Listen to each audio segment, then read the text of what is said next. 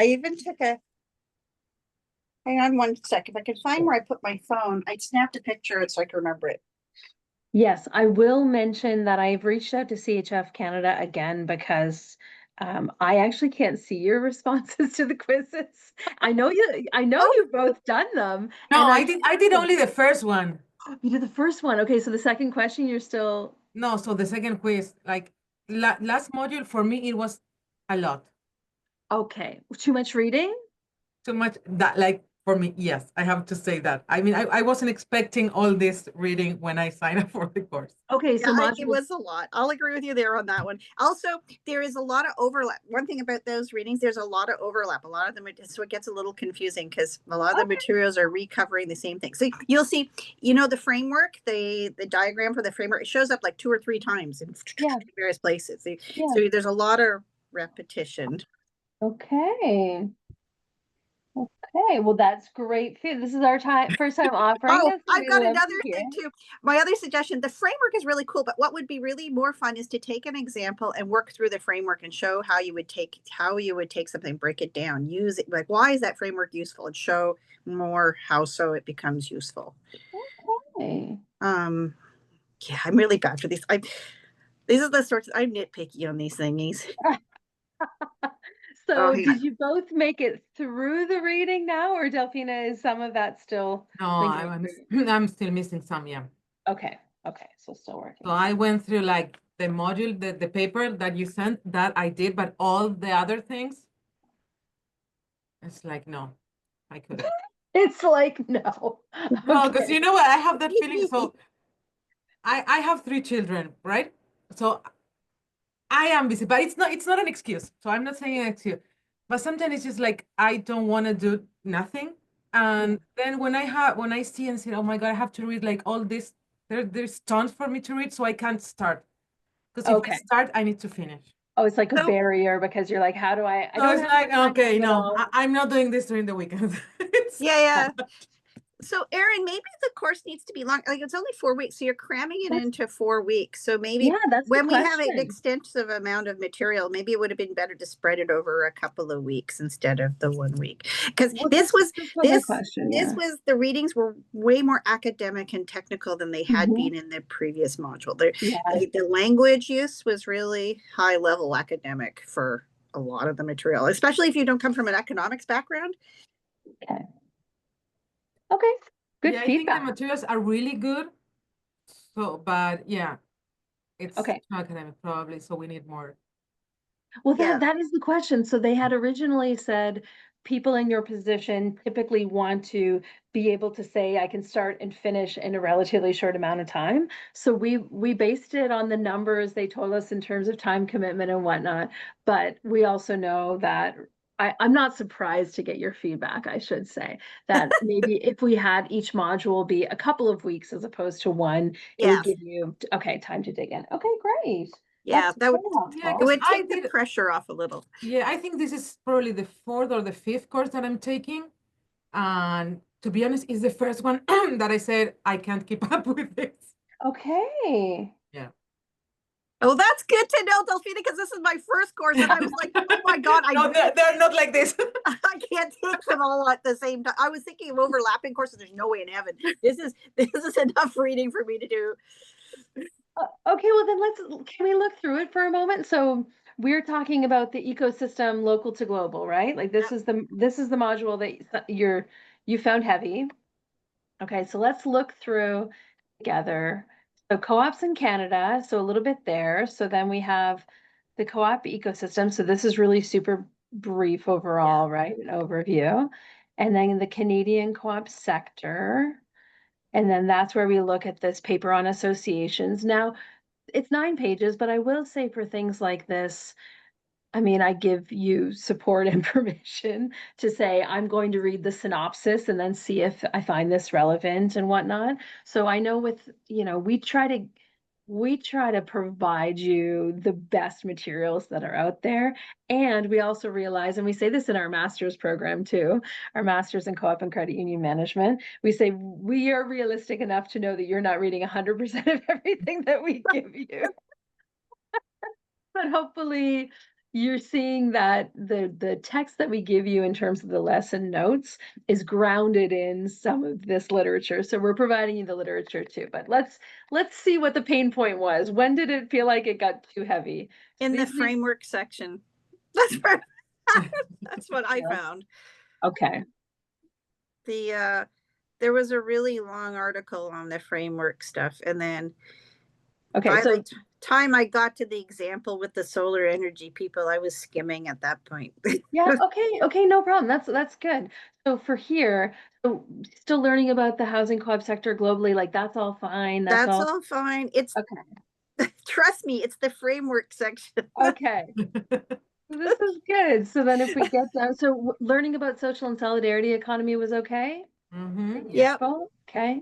I love this visual. I think it's so neat because it feels like it speaks to the ways that we organize society that puts people first. And so the co-op model is one of them, but then there's all these other models that are also complementary and that, you know, when we think about what solidarity means, often it means that we're looking to support these other types of ways of organizing as well, even if they're not directly cooperative. Yeah, okay. So then we got down to the framework, so complex co-op networks. Yes. Is this what stunk you, Andrea? Yes. Well, I mean, I read through it several times, and I did the Okay, the video with the stuff about Italy, and it overlapped. Like they consistently overlap. So okay, so and I found that her slides were mostly taken from one of the papers. So so what I did was while I was listening to her, I pulled out the paper and I was writing notes on the paper. Okay, so but in an ideal world, you think we would remove the paper and just leave the 25-minute video? Yeah, simplify it down somehow. Make it a little more, because it's dense. That's a lot of. Okay. Right. Delphina, do you think so too? Have you hit that one too? Like it's. I haven't reached that point. Okay, so I trust you. Here's my recommendation to you then, and thank you, Andrea, for having the tenacity to look at it a couple times. If you have to go back more than once, like if you were paying attention and you have to go back more than once, then I think that is a flag for the instructors that we can do better in relaying the information. So don't get bogged down there.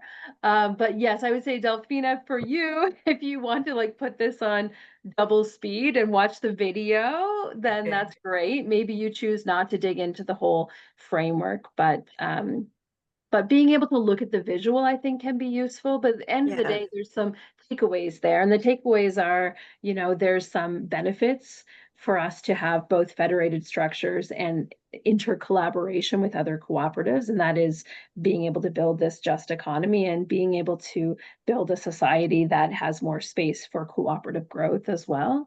And at the same time, for member benefit and for organizational benefit, the more that we collaborate and continue to build each other and put principle 6 of cooperation among co-ops into action, the more benefit we can have by reaching economies of scale, collaborating on group purchases, you know, these kinds of things. So those are kind of the themes that we want you to get out of it.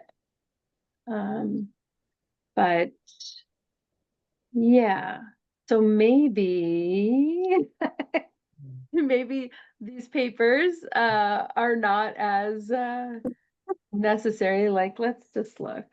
Or maybe, Erin, it would be good if you could come up if the course instructor, if you could write up something that's a more simplified explanation for it or something like just less academic ease kind of language. Yeah, no problem. I mean, I don't mind going through it. I'm really rusty at it, so it's. Oh, well, that's okay. I think the executive summary here might be, so this one here might be the easiest way to move through it for now, but don't get bogged down. If you get the punchlines, that's great. And yeah, we'll thin this out. Okay. Anyway, and the quiz question I had a problem with. Hang on, I can pulled it up. Yeah, and then these examples of you don't oh, it doesn't tell you what the number of the question is. Does it? No. Crap. That's okay. I'll talk through the questions with you in a second. Let's just look at this. So then when we give the examples of Italy, Spain, the USA and the solar co-op. I mean, those are meant to be ways that they're put into action. Yeah, those But were cool. yeah. And then this one was too academic for you, the cooperative networks as a source of organizational innovation. I don't know. I read everything, so I don't know. Okay. Let me see. Okay. No, that's good. That's good. Or at least I skimmed everything. What did I? But that's I helpful. slowed down a lot towards the end. So Okay. I will say that feedback about giving a summary of these things as opposed to providing the whole text is definitely doable, or even creating a video explanation of these complex networks. I need it. Yeah, I skipped the optional. Well, no, I didn't. I started to read the optional because I was looking for my I was looking for my global co-op example. Oh my yes, God, okay. that's the thing. I tried to pick one from the map. Okay, we talked about funny things, but tried to pick one using that stupid map thing, and I thought, oh, I'll try over in England, and it's randomly, and they're really boring. So I was clicking on, and I'm going, this is way too time consuming. I've got to find my co-op. So then I went back through the papers to try and find an example for that. I'm like, okay. Gotcha. Okay. It was easier finding an interesting housing co-op for that. Whereas on the Canadian side, it was fine. We had the opposite in the Canadian map. There was, at least in my area, I was trying to start around, and I was broadening out all of Ontario. There weren't as many non-housing co-ops. So it was easy to pick them out and take a quick look at them. But and that's not necessarily representative of the co-ops in the area, just those who have taken part in this exercise of being included in this directory. Oh, really? Okay, that's why. So Alterna didn't show up because I was looking. How come Alterna is not on the thing? Because that's one I use all the time. Right, and they might be. Well, they just moved their head office, I think. Anyway, so they might be labeled as being in Toronto as their head office, as opposed to all their branches all over the place. So yes, there are limitations.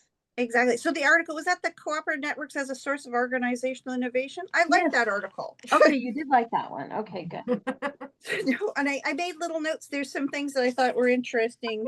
Okay, good. Okay, great. That I thought would be useful. So okay, perfect. So if you remember, and Delphina, when you get a chance to do it, and I think hopefully you don't feel as intimidated now. And if you've read through the content, that's great. If you go back in and punctuate that with a couple of the videos and moving through the readings, that's great. I mean, I'm not going to hold you to your feet to the fire on everything. This is your learning experience.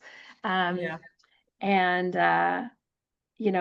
I don't want to see you behind in this third module.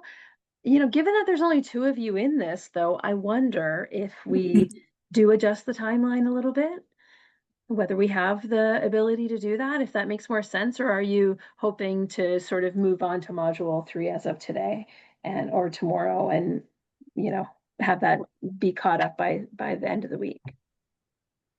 I try to cut it by the end of the week. Yeah, but I can, whatever Andrea suggests. I'm not sure. I'm thinking of taking the next course, and it starts in November, so I can't have them back up. Yeah, great. Normally I'd be flexible and I'd agree to that, but I think the other course starts like a week after this one finishes. Okay, that's great. So then I wonder too, Delphina, whether it means that I hope that you're not blocked from taking the second quiz now that the deadline. No, I don't think so. Okay, great. If you are, then reach out. Yeah. And just explain, that you needed an extension, and that's fine. I can't see on the back end that you are blocked from it, so that's good. No, I don't think so. Yeah. Okay. Well, so today we wanted to, and maybe this is a little bit trickier for you, Delphina, if you haven't completed it yet, but we wanted to bring to light some of the responses to those last two quiz questions. Maybe you've already got this in mind anyway, but the first one was about cooperatives that you found in Canada that you're learning about for the first time, and the other one was about cooperatives outside of Canada that you're learning about for the first time. One housing, one non-housing for each. of those. And I know, Andrea, you've done this.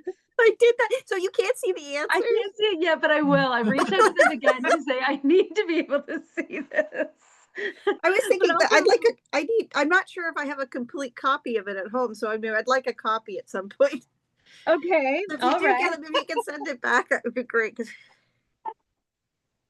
I think I did some edits on the screen. Anyway, I'm not sure. Yeah, and I would always recommend when you're doing that to have it in another space too, just in case the internet crashes or something. I don't want you to lose your work. But yeah, well then, Andrea, since Delphina hasn't got there yet, did you want to share a little bit about what you discovered? You don't have to go into detail on every one of them, but do you want to share a little bit about that experience for you? Talk about the experience of using the map. That was fun. Is this the one in Canada or is this the world map? I like both. I did both, but the Canada one was interesting. What I found, like there's gaps in areas with the co-ops in general. So they're more dense in some places. So I thought that was really interesting. I don't have a co-op like right walking distance, I guess sort of walking distance. It was interesting to see who was close by me. I tried not to pick one in the area for one I wanted to talk about. So I wanted to learn something about somewhere else in Canada. So I picked one out in BC. Do you remember who they were? East side, something. They I picked them.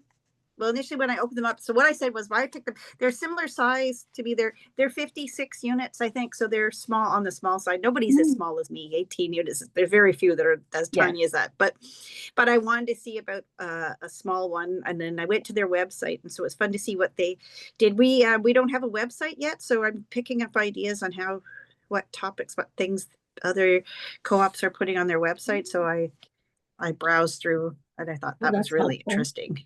So great. So that was my Canadian one. Sometimes you can't get as much detail as the questions you were asking. I don't know. I put as much detail as I did. That's fair. The other one I picked was a fun one, the non one. I went for something fun. I picked an arts one that was out in Belleville. It's so Quinty. So it's Gallery 121. So I did that because I was looking for something that was different. That wasn't a financial one. Yeah. Okay. And so I thought that was interesting, and I thought that's a really great idea because artists are always struggling. So it's a good answer for things, I think. Check it out. Okay, so nonprofit co-op art gallery located in Belleville. This is one that I'm not familiar with, so I always like to learn about them too. Okay. Yeah, I thought this was really cool. And yeah, and I'm thinking now I'm gonna have to visit them because they're on the if I could pop off the 401. I go to see family in Montreal all the time. So So I'll have to go and check them out. So other ones I did, there's a couple I didn't answer because I had to pick one.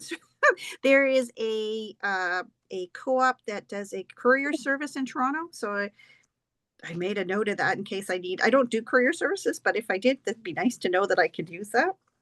Yeah. And they do their stuff by bicycle. That's the big thing for them. So I thought that was really cool. The other thing is Come As You Are. I don't know. It's a sex shop in Toronto. Yeah. It's a co-op. And I thought I told my husband that because I thought that was really cool. I think a lot of us in Toronto have heard of them. So definitely. Anyway, but I didn't want to put that down on a quiz answer. Yeah. That's okay. There's no judgment here. Yes, I know about that one. There is a worker co-op bike service that's quite a good Shift. That's the one in Vancouver as well. Check them out. That's so cool. Yeah, that's a really neat one. So again, worker owned, and I wonder. They've been growing quite a bit, but they've got special contracts with different institutions, so they kind of become like the courier of choice for some, and that's a great way for growth.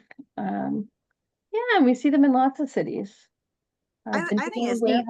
Now that one thing through doing this course is going to make me more aware of looking for a co-op when I go to purchase services because it hasn't been a top of mind. So this will be good. So I'm just thinking, I don't see Delphina. I'm going to fix my view on my thing. Yeah, don't just look at me. That's not what you should do for our time. There we go. No, because last time I remember it was nice to have our little round table chat. So I just couldn't.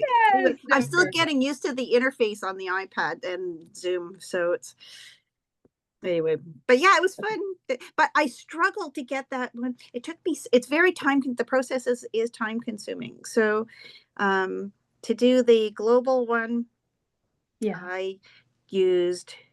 Nope. I started with the map and then I bailed on that one too, I think. Oh no, I used the link to the articles, the news articles. So I picked one that looked interesting from the co-op news Yeah. articles. So Okay, I that's was how I gonna found say my that one too. for the go. And then I had to find a non-housing co-op global, and I found that really difficult.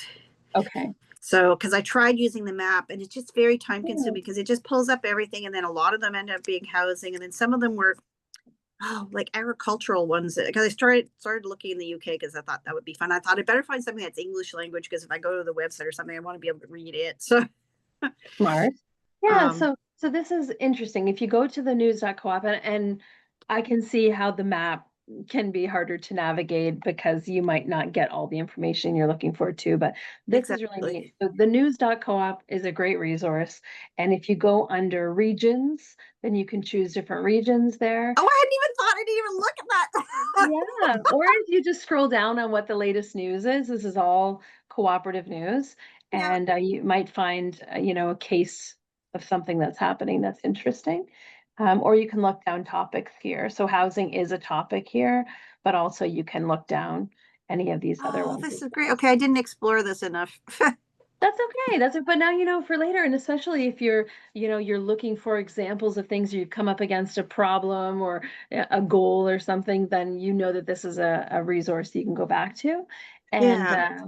yeah, it's quite neat in terms of having a global hub to gather this. Now, of course, it's not exhaustive, but it does cover quite a bit. So, Delphina, there you go. That's an extra underscore that one for you Yeah, as a place to this should go. cut your time down a little. Yeah, Oh thank my God, you. this was so time consuming. Meanwhile, it was getting later and later. I was trying to wrap up this quiz. It was the same night as a Jays game too. Anyway, it was just brutal, brutal, brutal. And I ended up stayed up way too late doing this. Okay, okay, got it. Okay, so I'm learning things about this module, and I'm learning that probably we should, i- in sharing about cooperative ecosystems, we either want to transfer it into more straightforward language or give less to you in terms of Yeah. the content and the examples there. And but for the most part, the rest of the content was pretty digestible and useful. Mhm. Um, okay, that's good. And yes, I don't, I'm not gonna, I know that if it's clear that you've spent time looking at these examples in your quiz responses, then if you can't find every detail of the items that I've included there, yeah, it said define the core information about each. I did say location, size, member type, economic sector, and for the most part, if you can describe and you have an understanding of that co-op, you spent time looking at it, then that's fine. You won't be penalized. Yeah, not all of it is there. If you think about a lot of co-ops, they're not talking about their member size necessarily, They're not. Yeah. So I just gave it for, I think for the company one, there's no definition of size. So I think I said how many board members they had or something. Yeah. I don't Oh, know. sure. No, that's great. That's great. I Yeah. browsed through the website. I do. Anyway, it was answered late at night, Erin. So you're get what you get on this one. So Okay, great. So I will go through the next module with you because I know that that's something you'll be doing this week. But before we do that, let's wrap up what our discussion, what question was last week. That we said, once you got a chance to look through and the lessons and the readings and whatnot, then it makes more sense that we do it now. And that is this question. So what is the cooperative context of your area? Do you know of other co-ops? Do you interact, participate, or patronize other co-ops? Is there a rich ecosystem, or does it seem like the co-ops are largely independent? Like there are co-ops, but they don't seem to be networked or connected to each other. And yeah, and the other item was around your co-op examples. But Delphina, we'll get you to report back next week when you come. Oh, okay. So yeah, so in terms of poking around either in the maps or just thinking about what's in your area and getting a little bit curious about that, do you feel like you're in a bit of a space where there's a hub of cooperatives? I mean, Ontario does have a good amount of co-ops, and partly because the population is fairly large and there are lots of federations and whatnot, but what are you seeing in Toronto? Where I am, they're mostly housing co-ops. That's what I see. Yeah. I don't And know. do you feel like they're pretty well networked or that they're mostly independent? Well, we have a network with two sisters co-op that we call them, but apart from that, Yes. yeah, I don't. Well, Okay. members, they do have their own, like their own network, right? It looks like members that live here, they know other members that live in another co-op, so they Mhm. kind of relate to each other and get to make connections. But I don't know if that's like a formal way or just Yeah. Okay. And what about yourself, Andrea? What do you see? So we don't really network too much with other co-ops. Like I know some of our members are part of like aging in place Mm, groups, and so they yeah. meet other people from other co-ops through Mm, doing that. It's not necessarily myself at the office that I get to do that, but I think from looking at the map, I think there's potential. Like I think now that I know where some of the co-ops are located, yeah. it would be nice. I was thinking, it'd be really nice to have like a coffee time where we got all of the managers together and we could have like a little Mhm. coffee time and chit chat or something. Because we're in Toronto, we can share some ideas about dealing with that too, right? It's a great Um, idea. so there is a staff association, Andrea. I don't know if you're aware of that. And yeah, every once in a while, they do a social thing. it's true, but I haven't had one where we're in person. It kind of would be now that I know that there's a few co-ops that are like Oh, within Yeah. walking distance. It would be really nice to do like a coffee time and meet people in person. Absolutely.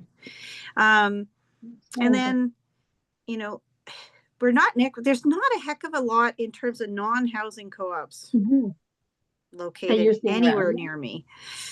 So Okay. there that would be something I'd like to know more about.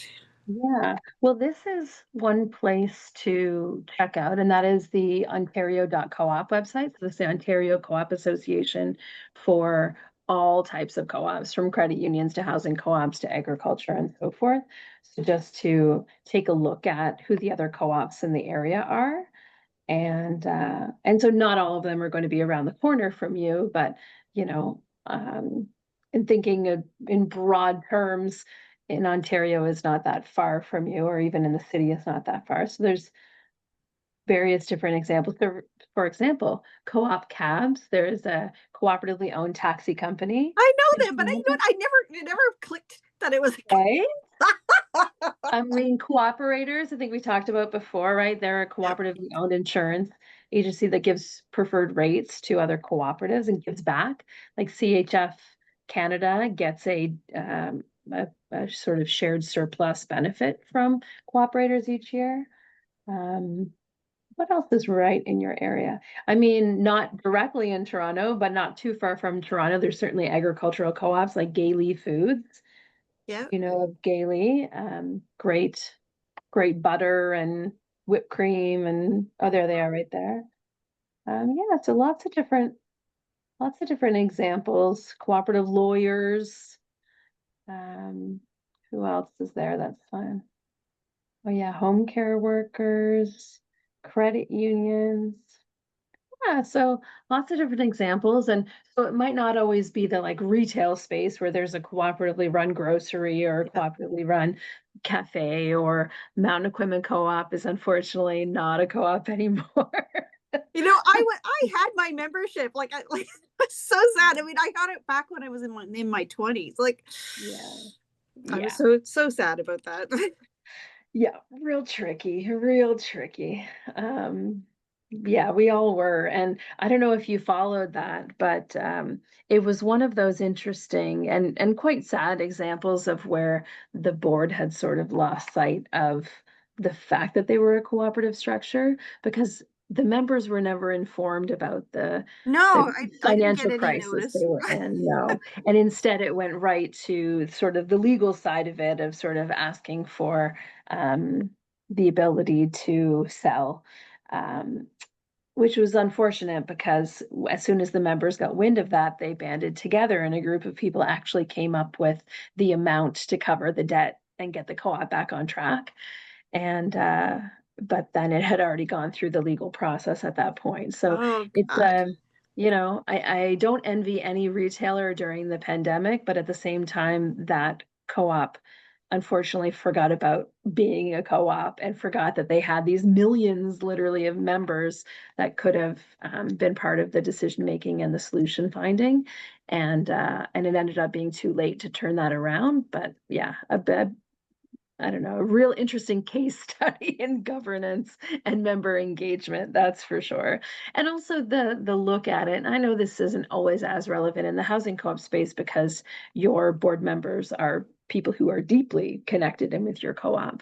But in some of the other cooperatives like credit unions and whatnot, you know, more and more there's a trend toward professionalization of the board. So you want a lawyer, you want a business person, you want, you know, these people on the board, but you forget about are they the average member? Are they really representing the membership?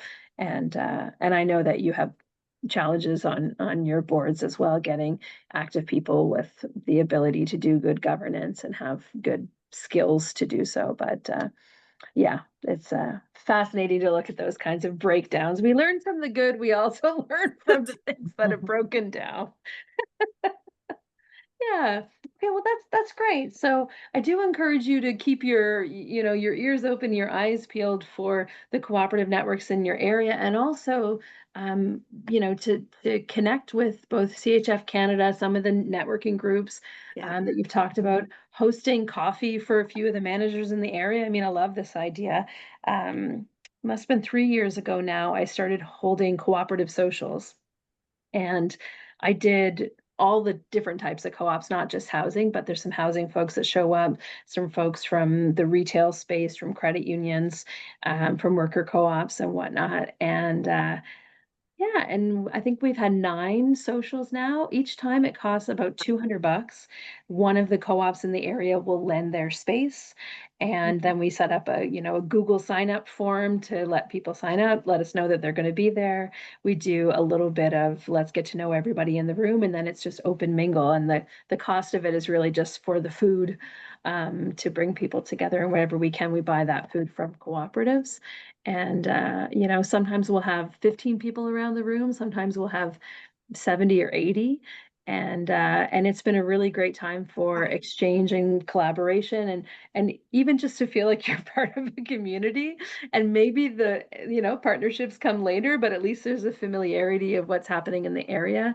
And I will say, as someone who is very keen on co-ops, when I first started putting this out and then people started sharing it, people showed up from co-ops I had never heard of, even in my own cities. So, I think there's something very awesome about bringing people together, especially because people who are interested in co-ops are often people who are interested in people. So it makes for good Yeah. socializing. Yeah. Okay, great. Well, that's good. So Delphina, we encourage you to not get bogged down, move Yeah. forward with it, and then Absolutely. yeah, get yourself moving into the next module, which is, and have you jumped into this at all yet, Andrea? Nope. I watched the great. Jays game. I mean, I Totally. get it. I get it. Yeah. So yeah, so this is our penultimate module. So following this is our last module. So this one is about member engagement and community involvement. So just to give you a little sense of what happens in this module. I think the last one was, in fact, probably the most academic. So Okay. we'll give you that, and I will Yeah. give you encouragement to say this one shouldn't hurt as much. And I feel the same for the next one as well. It's more sort of on the ground, solution focused and whatnot within your day-to-day experience. So yeah, so we're looking at co-ops having people at the center as opposed to capital at the center. Again, to reinforce, this doesn't mean that we can only focus on the people of the organization. Of course, in serving those goals, we need to make sure sustainability of the organization. I know there's a lot of support and structure around you to make sure that your co-op is thinking ahead to, you know, capital projects that you need to do and different things like that. But the idea is that in the economy, a lot of businesses are centered around capital as the main reason why they exist. And in cooperatives, it's centered around people and meeting people's needs. So yeah, we talk about the meaning of membership, member participation, governance, because that is, of course, unique in cooperatives compared to other types of organizations, and then community involvement and community impact. So yeah, as we move down through, I think it's quite digestible. Yeah, this looks better. Yeah, right? Yeah, we do a little explanation of types of co-ops here. And yeah, let's see. I'm trying to now filter for if anything is too academic and heady. I think we're pretty good. I think we're okay. Yeah, so then there is an article from CHF Canada, so very targeted to you. And maybe you've, you know, seen this before, but a reminder of that. Looking at the meaning of membership, that being such a unique and kind of pivotal point of cooperatives and what makes them different. We give a few examples there. And then there is, this is a piece. So you see within this one, again, don't read the whole thing. Don't open it and say hundreds of pages. I couldn't possibly. No, very brief.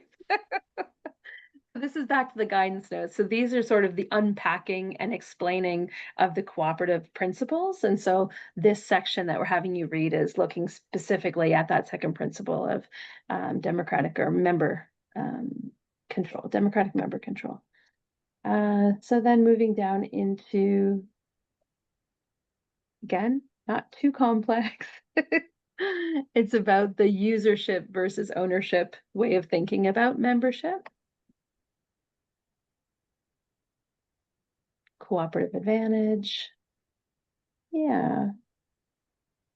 Then we talk about ways that we engage members. Give an example of a credit union out of the US that has quite a robust engagement process. So again, in some of those examples, you're like, oh, that's far more complex, or it's in a different industry. But what we're trying to emphasize is looking at how cooperatives do this. And there's likely a lesson for all of us, even if we're in a different scale or a different industry.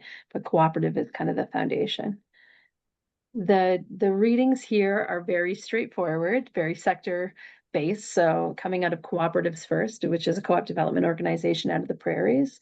So what the heck is member engagement? Member onboarding and engagement, 5 ways to increase member engagement. And then from the North American Students Cooperation, which I don't know if you've heard of this already. It is a housing co-op federation. It's mostly student and community housing co-ops, mostly in the US, even though one of the founders was WCRI housing co-op out of Waterloo. So they've got a piece there on member engagement, again, pretty straightforward, just 3 pages. And then the Democracy at Work Institute has creating a member engagement plan, 3 pages, also very accessible.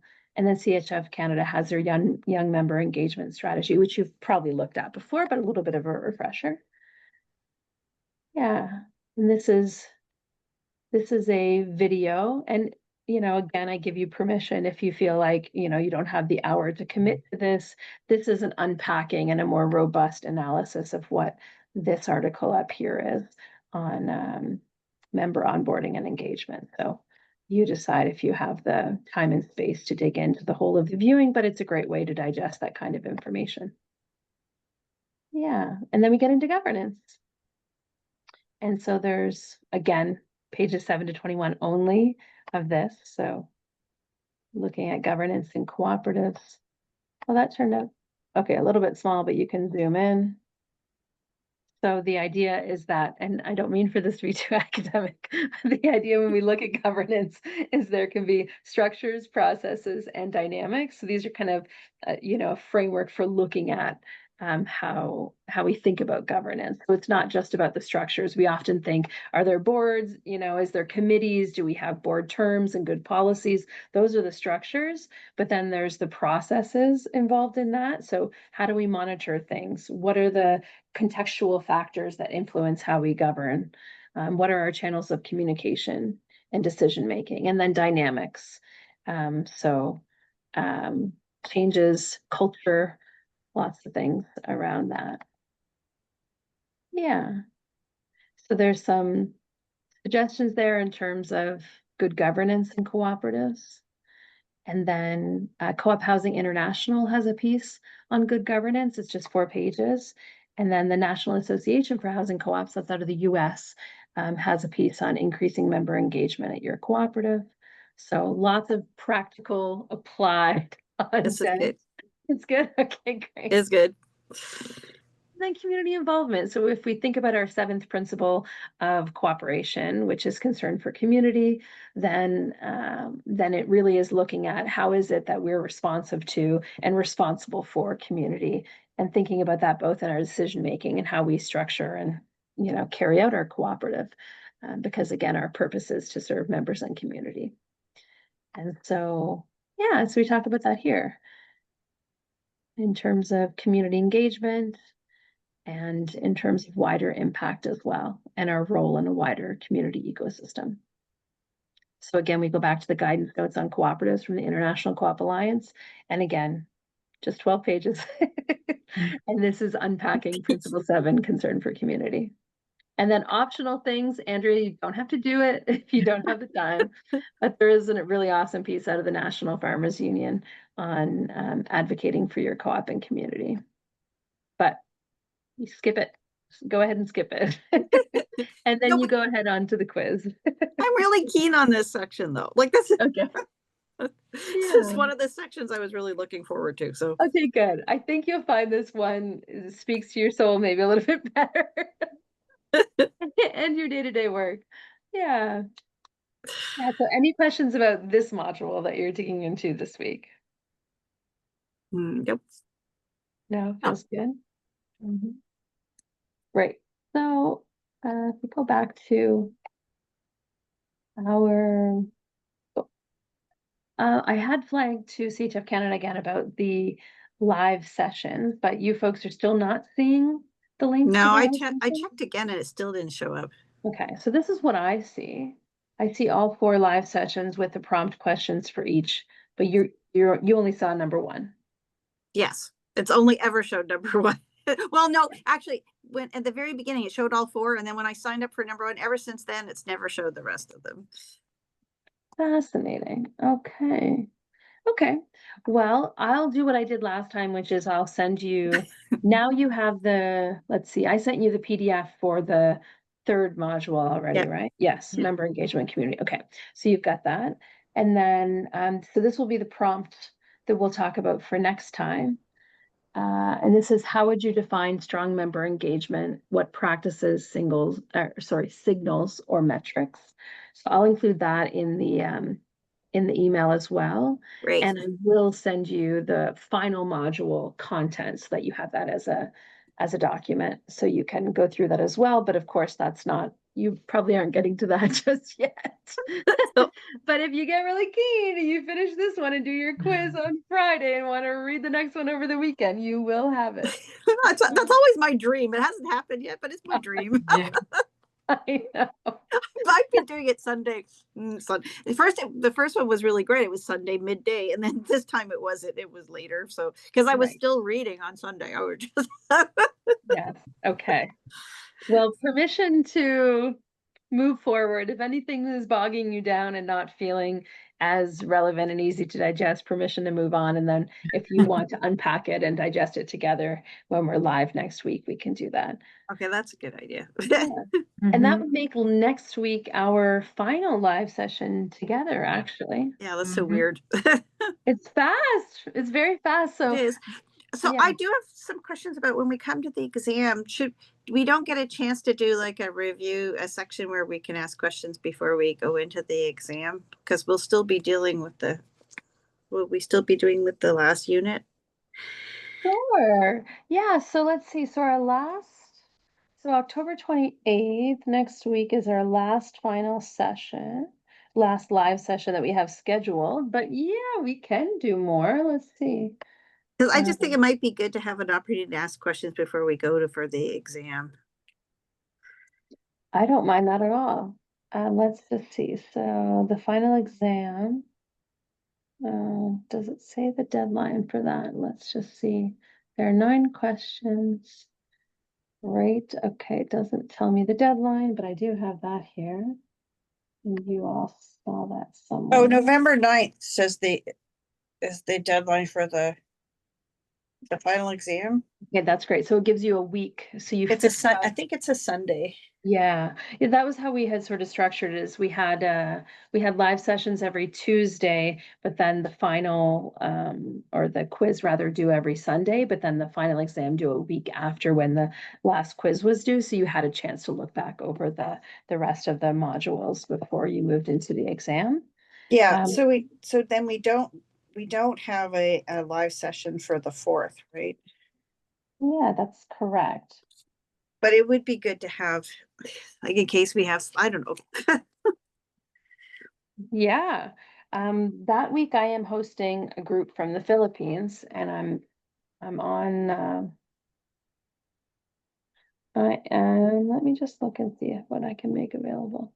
Because I don't mind doing like a send me a text and say, do you have a chance to you do have a moment to chat? I call Yeah, you back when I can. But let's just see. We don't have one for the 4th. We have that due on the 9th. Yes, that week I am unfortunately. Well, maybe I can make an afternoon available. Let's see. Are you interested in that too, Delphina? Maybe. Okay. Okay, well then maybe we should choose a time and I'll just send you out the Zoom information. So I it might be useful for us to do this together yeah. okay. Just to get that in the calendar. Mhm. I look at this schedule. And maybe we do look at the Tuesday since that's been working so well for us. Let's see. Yeah, like around, so we've been getting together at 12:30 your time, so 1:30 my time. So I wonder, should we try to do the same? Should we try to do 1:30 for an hour, so 12:30 your time on that would be the 4th. Yeah, Okay. that sounds good. Okay. 12:30 Eastern. Okay, great. So I'll send you out the information on that as well. Is it If helpful? nothing else, we can talk about exam prep. Sure, yeah. No problem. No problem. And there's not going to be questions that are deep into the literature. Most of what we try to cover in the quizzes and exams are included or at least pointed to within the lesson notes. We're not trying to be sneaky, but we'll see. Okay, so that's great. So we've got November 4th, 12:30. So I'll send you an invitation to that one as well. I'll see if I can add it into the course. But since you're not seeing that, I might be creative and try to add in, because I am able to add in the recordings. Have you been seeing those within the course? I know I send them as well by email. Yes, they show up on the list. They Yeah, do. Okay. So maybe I'll be able to add in, yes, okay, maybe that's what I'll do is I'll add the live session there as well, but I will send it to you by email. At this point, I'm going to send you everything by email as well so that that's you don't good. miss anything. Okay. So the next thing that I'll do, I'll send you the discussion prompts for next time. And I'll send you the mod for content, lesson notes, and the next 2 quizzes don't believe have a written component. But then the exam will have some written component as well. So yeah, this time in module 2, apparently we go on a little too heavy Okay. on the literature, and then also you had to do a bit of research to finish the quiz. So yeah. That's it. But the next 2 should be a little bit easier, okay?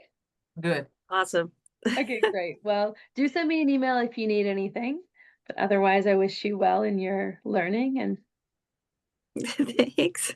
Okay. Thank we'll you. see you Thanks so soon. much. Bye-bye. Good seeing you Hey, guys. you Bye. too. Bye-bye. Bye.